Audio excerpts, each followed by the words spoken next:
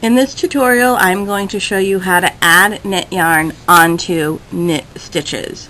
This isn't knitting with the knit yarn, it's adding the knit yarn onto the knit side of your work. You can see I have a piece here that I've started in stocking knit stitch, and my next row is going to be knit. I want the yarn to be on the front. Here is the net. There are various kinds of net yarn out on the market. Most of them look somewhat similar to this. They have the net that covers most of the actual yarn itself, and then a thicker bottom. Sometimes it's decorative. If you're in the store and you say, I can't find net yarn anyway, this is what it looks like wound up in a ball, in a skein. You can't really tell that it's net. You have to kind of pull it apart and you'll see, oh yeah, it is the net yarn. Alright. Some of the net yarns have smaller netting than this. This one has kind of a larger one, but it all works in the same manner.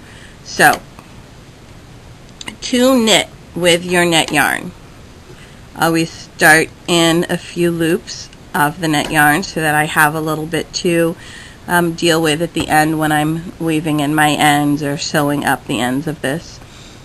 What I do is I slip 2 loops from the top of my net, 1, 2, onto my knitting needle.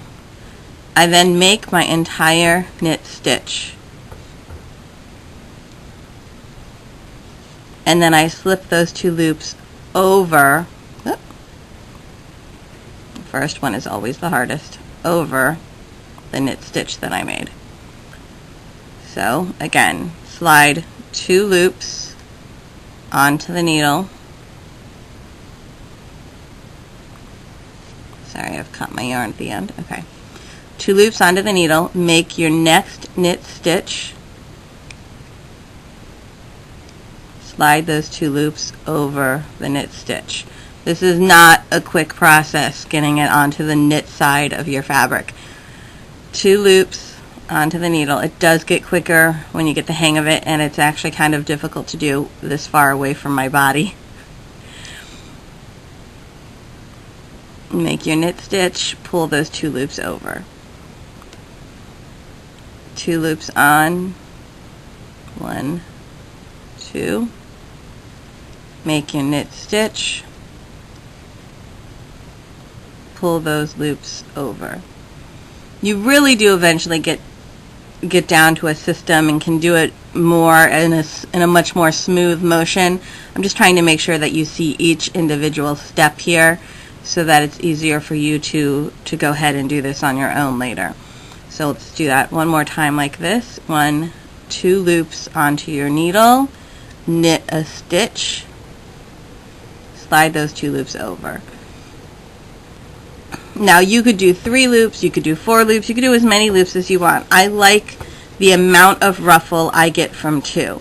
If you really just want to kind of add the net on without as much ruffle, there goes my net yarn off the table, all you need to do is add only 1 loop onto your needle. So 1 loop, knit a stitch, pull the loop over. 1 loop, knit a stitch, pull the loop over. 1 loop, knit a stitch, pull the loop over. 1 loop, knit a stitch, pull the loop over. So it's a little less ruffle.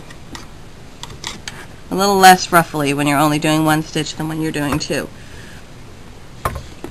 And of course, if your net is closer together, it's going to be a little less ruffly too, because it won't be compressing quite so much fabric, if that makes sense.